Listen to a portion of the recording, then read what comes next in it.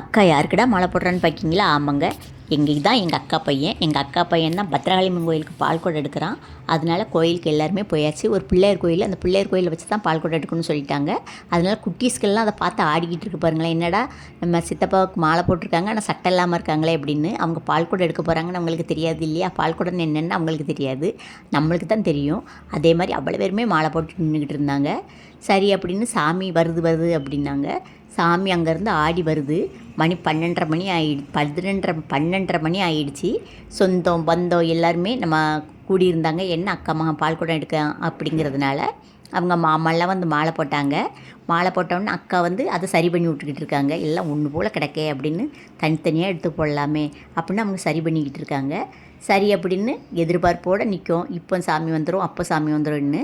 அந்த அக்களை எல்லோரும் எதிர்பார்த்தபடியே சாமி வந்துடுச்சு. சாமி வந்தோன்னா சாமி அருளோடு தான் உள்ளே வந்துச்சு. உள்ளே வந்து ஆடிக்கிட்டே நின்னோடனே அங்கே பூஜை நடந்துக்கிட்டு இருக்குது. பூஜையில் எல்லாருமே கலந்துக்கிட்டோம். பாருங்களேன், அந்த சாமியை வந்து தச்சுருமா ஆடின மாதிரியே இருக்கும். பத்திரகாளியம்மன் சாமி ஆடுது பாருங்களேன். அவங்க ஆடும்போது நம்மளுக்கே பக்கத்தில் நிற்கும் போதே மேல் சிலுத்துக்கிட்டு இருக்கும். ஏன்னா அவ்வளோ துடியாக ஆடுவாங்க. அவங்க சொல்கிற ஒவ்வொரு வார்த்தையும் முத்து போல் இருக்கும். அவங்க வந்து முத்தான வார்த்தை சொல்லியா, சின்ன முத்தான வார்த்தை சொல்கிறேன் அப்படிம்பாங்க. ஆனால் சொல்கிற சொல் கண்டிப்பாக பழிக்கும், அந்த அளவுக்கு இருக்கும்.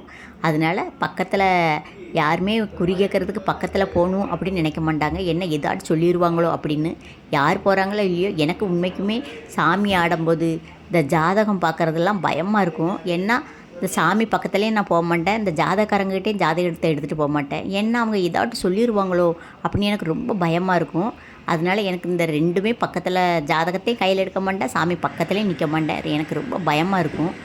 அது உண்மைதாங்க. ஏன்னா ஏதோ ஒன்று சொல்லிட்டா மனசுக்கு ரொம்ப கஷ்டமாக இருக்கும் இல்லையா? அதனால் நம்மளுக்கு பயமாகவே இருக்கும். சாமியே எடுத்து எங்கள் அக்கா மகன் தலையில் பால் குடத்தை தூக்கி வச்சிச்சு. அது எல்லாத்துக்கும் ரொம்ப சந்தோஷமாக இருந்துச்சு. பாருங்களேன், சாமி தூக்கி அருள்வாக்கோடு தூக்கி வைக்கி அப்படின்னு. அது எல்லாத்துக்குமே சாமியே தூக்கி வச்சிடுச்சு அப்படின்னு ரொம்ப சந்தோஷமாக இருந்துச்சு. சரி வாங்க அப்படின்னு எல்லோரும் பால் குடம் எடுக்க ரெடி ஆயாச்சு.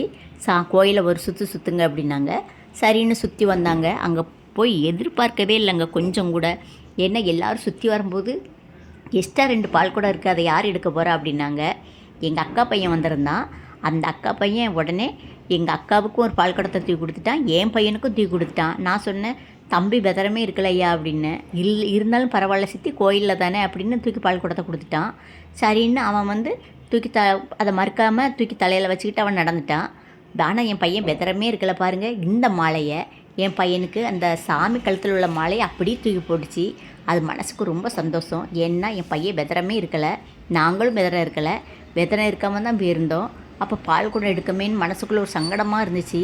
அந்த சாமி கழுத்தில் உள்ள மாலையை தூக்கி அவன் கையில், அவனுக்கு கழுத்தில் போட்டு அந்த திருநீரை தலையை நெத்தியில் வச்சு விட்டாங்க. மனசுக்கு ரொம்ப சந்தோஷம். எங்கள் அக்காவை பாருங்கள், இது எங்கள் அக்கா, அது என் பையன்.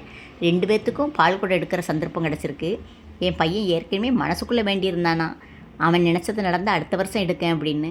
அடுத்த வருஷம் எதுக்கு அப்படிங்கிறதுனால, அடுத்த வருஷம் நீ எடு, இந்த வருஷமும் நீ எடுக்கணும் அப்படின்னு இப்போ சாமி தலையில் பால் குடத்தை ஏற்றி விட்டுட்டு இந்த பாருங்கள், ஒரு குட்டீஸ் கூட பால் குடத்தை எடுத்துகிட்டு போகுது. இந்த குட்டி சாமி பக்தியோடு அதுவும் போய்கிட்டு இருக்கு பாருங்களேன். பெரியவங்கள்லேருந்து சின்னவங்க வர பால் குடம் எடுத்தாங்க. மனசு அதை பார்க்கும்போதே அப்படி உடம்புலாம் சிலிர்க்குது. ஏன்னா சரியான வெயில். அந்த வெயிலில் பாருங்கள் எப்படி எல்லோரும் நடக்காங்கன்னு. உச்சி வெயில், 1 மணி 12:30 மணி, அந்த 12:30 மணிக்கு அவ்வளோ பேர் நடந்துக்கிட்டு இருக்காங்க. ஆனால் போகும்போது செருப்பு போடக்கூடாதுன்னு சொல்லுவாங்க. செருப்பு போடாமல் யாராலையும் இருக்க முடியல. என்ன காரணம்னா வெயில் அவ்வளோக்குள்ளே ஒவ்வொரு எண்ணெல்லாம் போய் நின்று ஆழ்க்க போச்சு. நான் என்ன செஞ்சேன்னா, நான் சாமிக்கிட்ட மன்னிப்பு கேட்டுட்டு செருப்பு போட்டுக்கிட்டேன். என்ன நம்மளுக்கு செருப்பு போடாமல் நடக்க முடியாதே அப்படின்னு. பாருங்கள் சாமிலாம் எவ்வளோ ஆக்குள்ள ஆடுதுன்னு பாருங்கள். எங்கள் அக்கா மகனை கூட்டிக்கிட்டு போகிறான். அவனுக்கு அருள் வந்துச்சு. அவனுக்கு வந்து ரொம்ப ஆடலை, அப்படி லேசாக அப்படி அருள் வந்துக்கிட்டே இருக்குது. அதனால் அப்படி அணைச்சி எங்கள் அக்கா பையன் கொண்டுக்கிட்டு போகிறான். என் பையனுக்கு அருளே வரலை. அப்போ அவன் பெதரம் இருக்கல, அதனால் வரல போலன்னு நான் நினச்சிக்கிட்டேன். எங்கள் அக்காவும் அருளோடு தான் போனாங்க. அப்படி எல்லாருமே கோயிலுக்கு இப்படி எல்லாருமே போய்கிட்டு இருக்கோம் பாருங்கள். வெயில் கீழே காலை வைக்க முடியல. கோயில் போய் சேர்ந்தாச்சு. கோயில் போய் சேர்ந்த உடனே சாமி தான் அந்த பால் குடத்தெல்லாம் இறக்கணும்னு சொல்லிட்டாங்க. அதனால் சாமிலாம் ஆடிக்கிட்டே நிற்குது. நின்ன உடனே கோயில் சன்னிதானத்தில் போன உடனே அந்த பால் குடத்தையும் சாமி தான் இறக்குச்சு. அது மனசுக்கு ரொம்ப திருப்தி. அந்த ஆக்கள் பால் குடம்லாம் எடுத்து சரின்னு அந்த வெயில் தாங்க முடியல. அந்த வெயிலோட சரின்னு வந்து எல்லோரும் ஒரு இடத்துல வந்து உட்காந்தாச்சு. பால் குடத்தெல்லாம் இறக்கிட்டு அவ்வளோ பேரும் தண்ணின்னும் கலருன்னும் டொரினானும் குடிச்சிக்கிட்டு இருக்காங்க. அப்படியே உட்காந்தாச்சு. சரி பூஜை ஆனோன்னா சாப்பிட போகலாமே அப்படின்னு கரெக்டாக பூஜை ஆச்சு. பூஜை முன்னக்கூட்டியே அவ்வளோ பேரும் பந்தியில் போய் உட்காந்துட்டாங்க. ஏன்னா அப்போ தான் கூட்டம் இல்லாமல் இருக்கும் அப்படின்னு நிறைய பேர் சாப்பிட போயிட்டாங்க. பாதி பேர் உட்காந்துக்கிட்டு இருந்தாங்க. பூஜை நடந்தோம்னா சாப்பிட்லாமேன்னு.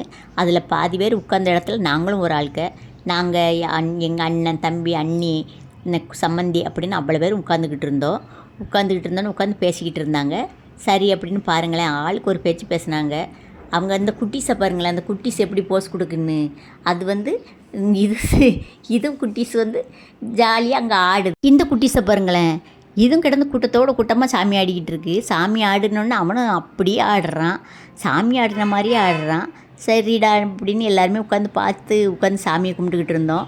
சரி எல்லோரும் சாப்பிட வாங்க அப்படின்னாச்சு. எல்லோரும் சாப்பிட போயாச்சு. தலைவாழை இலை போட்டாச்சு, தண்ணி தெளிச்சாச்சு, கூட்டெல்லாம் கொண்டு வச்சாச்சு.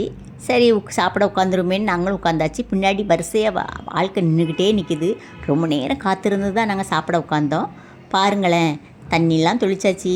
நம்மளுக்கு வந்து சாப்பாடு வர தான் நேரம் இல்லை.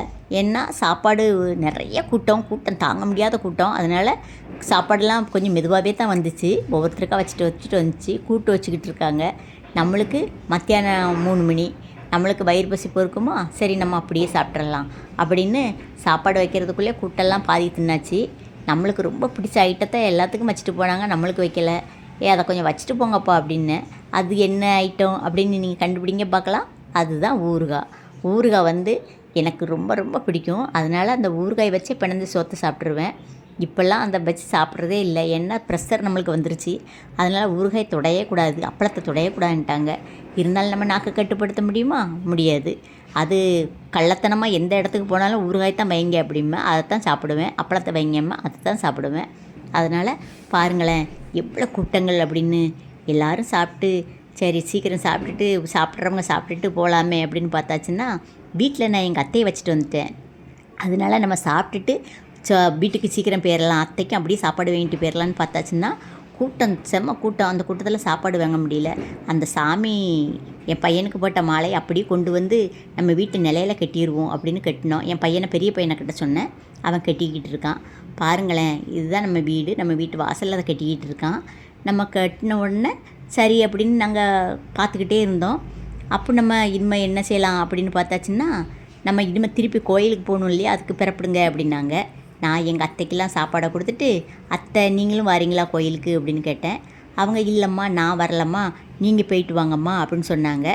இல்லத்தை நீங்களும் வாங்கலேன் அப்படின்னு கூப்பிட்டேன். இல்லைம்மா நாங்கள் வரல, நீங்கள் போயிட்டு வாங்க அப்படின்னோடனே சரி அப்படின்னு நாங்கள் கோயிலுக்கு போனோம். இந்த வீடியோ பிடிச்சா நீங்கள் லைக் பண்ணுங்கள்.